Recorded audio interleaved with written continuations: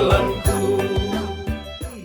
Aku tidak lagi panggil kamu hamba, tapi seorang bestie. Ini bukan Pater David yang ngomong, Tuhan sendiri yang ngomong. Kamu adalah bestie saya. Hah? Tapi ada syaratnya. Kalau kamu melakukan perintahku, ya.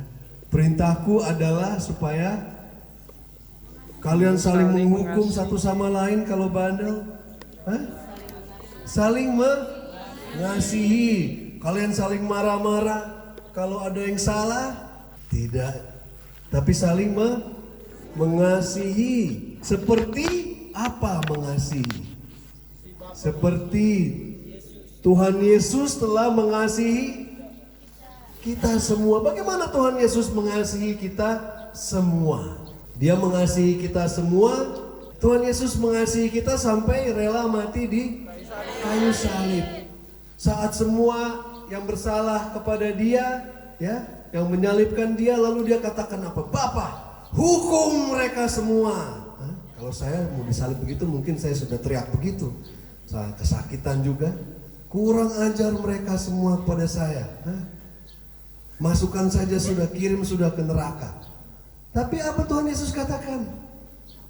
Bapa, ampuni mereka karena mereka tidak tahu apa yang mereka lakukan. Kalau kamu punya adik, kamu punya kakak, bapak, mama ada salah, bagaimana? Apakah kita katakan seperti Tuhan Yesus? Ampunilah bapak, mama, kakak, adik karena mereka tidak tahu apa yang mereka lakukan. Atau kita sudah siap-siap tuh, ya. Kita mencintai seperti Tuhan Yesus mencintai, kita mau mengampuni, bahkan rela. Ya, dia angkat salib, diajak kita angkat salib kita yang kecil. Ya.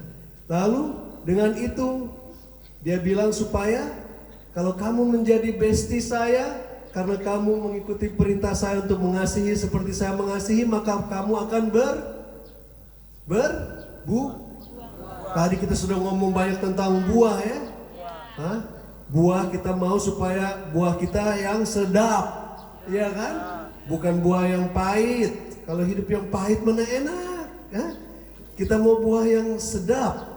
Nah, jadi saat kita punya buah yang sedap, lalu Tuhan Yesus tiba-tiba dia berkata, bukan kamu yang memilih aku, tetapi aku yang memilih kamu.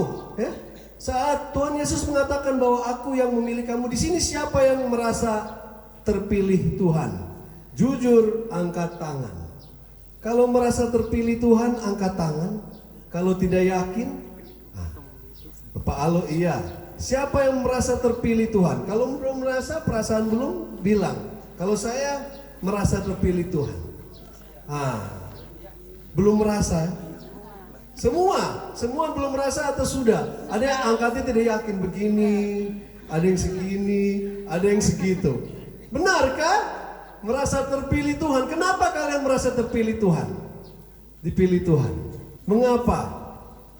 Kadang-kadang orang hanya merasa terpilih kalau dia terpilih menjadi pastor, menjadi romo, menjadi biarawan. Dan minggu pilihan, minggu panggilan itu hanya untuk pastor-pastor dan suster-suster saja kan? Tidak. Kita semua dipilih oleh Tuhan saat kita dibaptis. Tadi sudah ingat, ya, saat kita dibaptis kita dipilih menjadi apa? Raja, Nabi dan Imam. Ya, kita dipilih. Saat kita dipilih, dikatakan Paulus mengatakan bahwa kita menjadi anak angkat Allah Bapa. Ya, adik-adiknya Tuhan Yesus. Dia putra sulung, kita jadi anak angkat. Kalau anak angkat itu sederajat tidak dengan anak asli? Tidak yakin. Kalau manusia mungkin ada yang kurang, tetapi untuk Tuhan sederajat. Tetapi kalau Paulus mengatakan, kalau kamu buka di kitab di Roma, ya, anak angkat itu lebih spesial. Kenapa anak angkat lebih spesial? Di Roma waktu zaman dia di abad pertama itu banyak anak-anak yang dibuang. Kalau orang tua tidak menginginkan anak itu dibuang di jalan kadang-kadang. Dan mereka umat Kristiani itu sangat dikenal sebagai komunitas yang suka pungut dan ambil anak-anak yang dibuang itu, ya. Lalu diangkat anak. Nah, menurut Paulus, kalau anak asli belum tentu orang tuanya mau.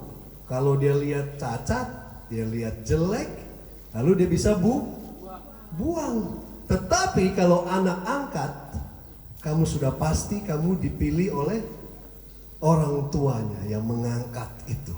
Orang tua yang angkat itu, saya mau ini, saya ambil dia menjadi anak saya dan saya berikan derajat dan martabat yang sama.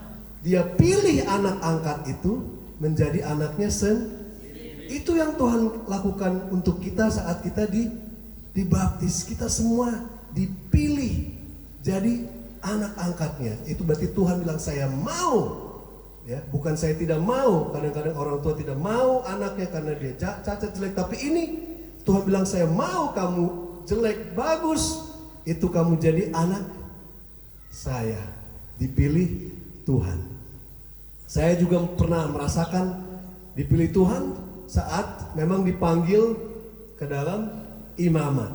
Ya, saya sudah kuliah sama juga seperti SMA seperti kalian. Ya, tapi bandelnya luar biasa.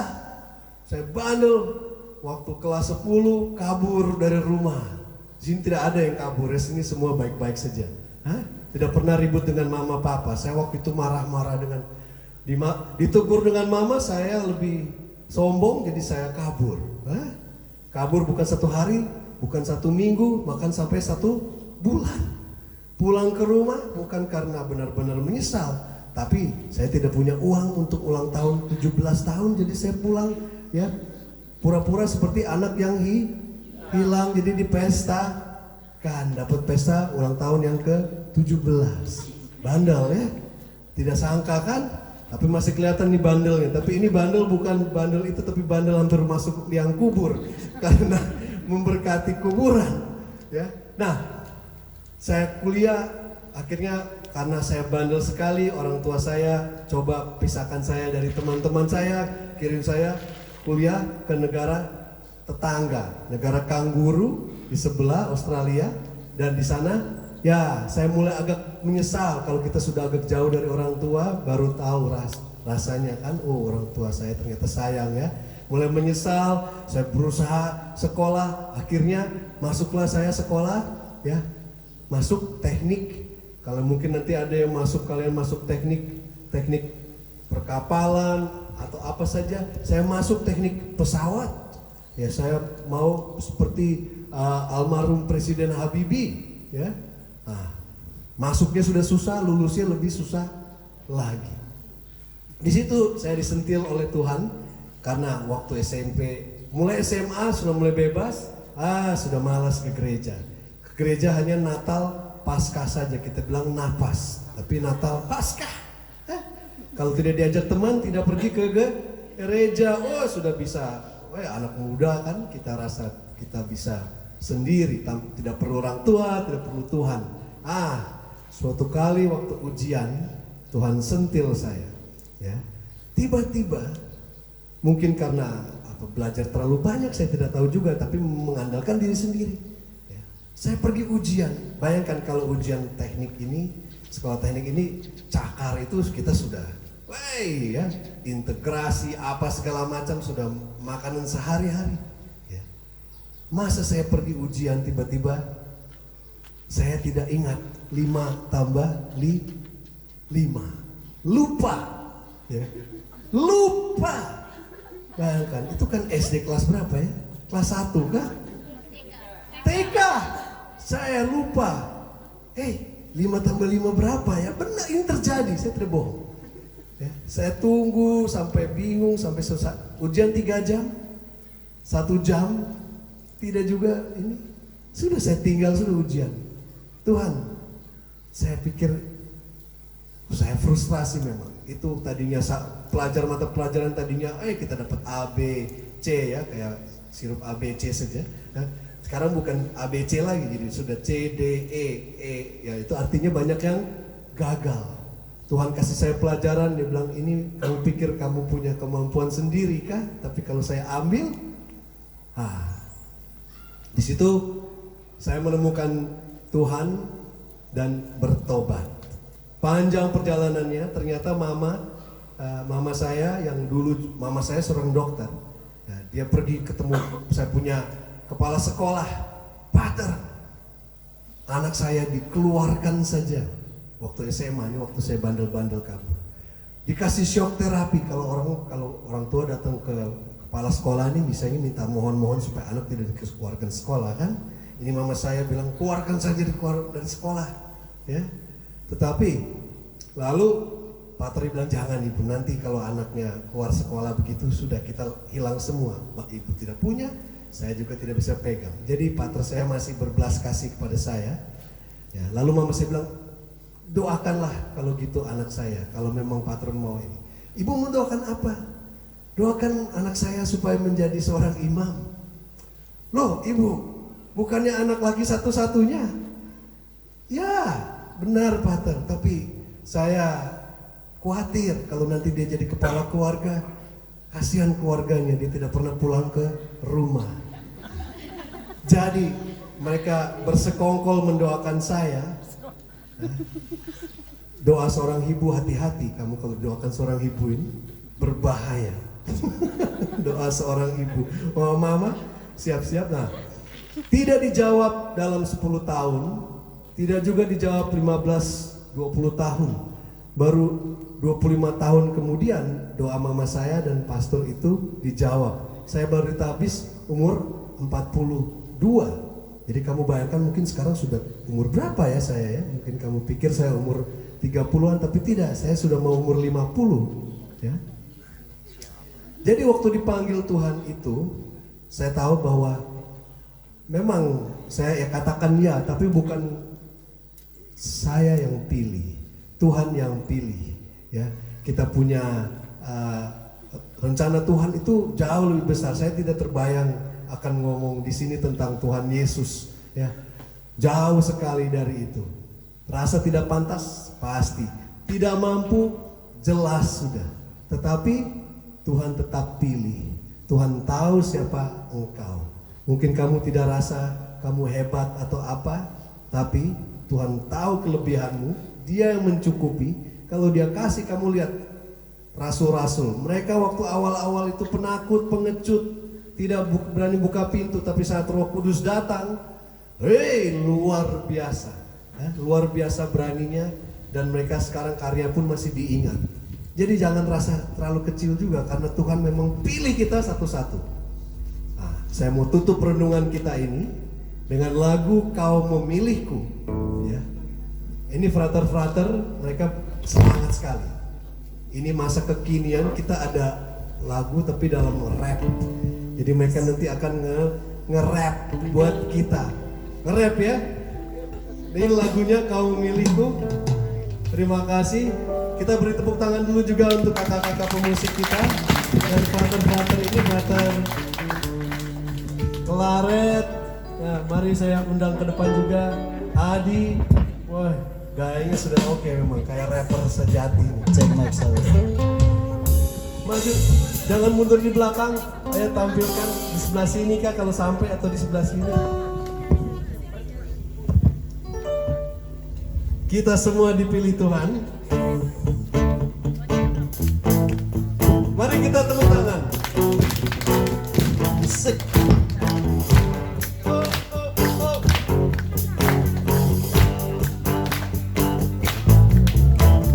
Kau memilihku, kau urapiku, kau mengutusku dalam namamu.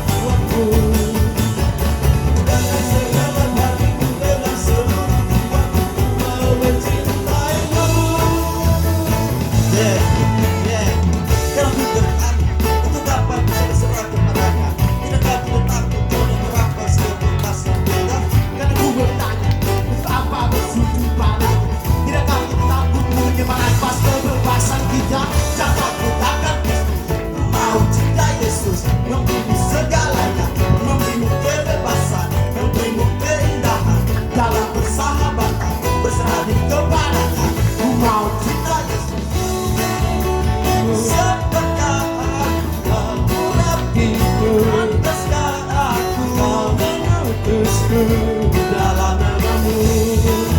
Oh, Yesus,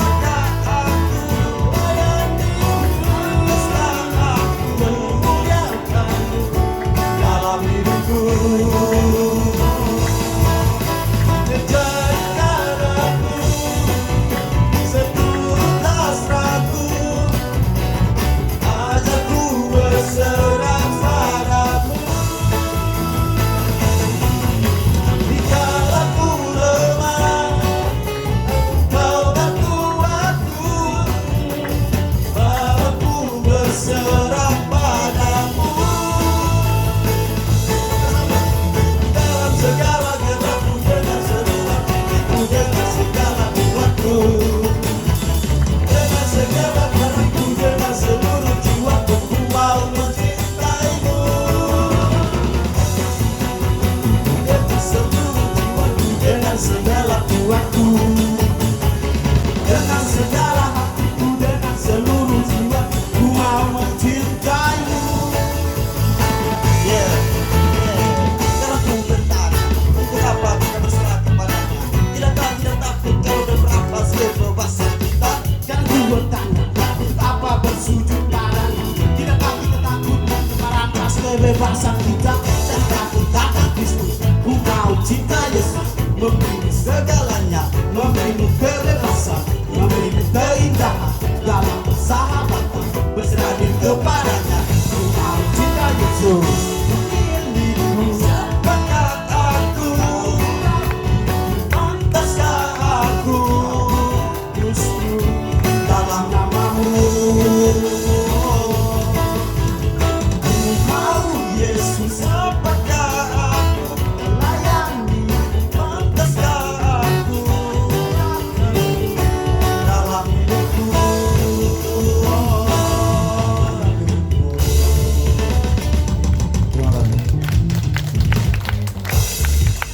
Ya Tuhan, kami berdoa, kami percaya bahwa Engkau telah memilih kami Tuhan. Kami bukan hanya seorang yang dilahirkan tanpa tujuan, tapi Engkau sudah mempunyai tujuan menciptakan kami sebelum bahkan dunia diciptakan. Tuhan, biarlah kami selalu mau mengasihi seperti Engkau dan menjadi bestimu. Biarlah kami menikmati cinta kasih-Mu dan berbuah sehingga sedap dan manis dirasa dalam hidup kami, di keluarga kami, di sekolah kami, dan dimanapun kami berada. Semua ini kami doakan dalam iman dan harapan dalam nama-Mu Tuhan kami Yesus Kristus yang hidup dan bertahta kini dan sepanjang segala masa. Amin. Bapa, Putra, dan Roh Kudus.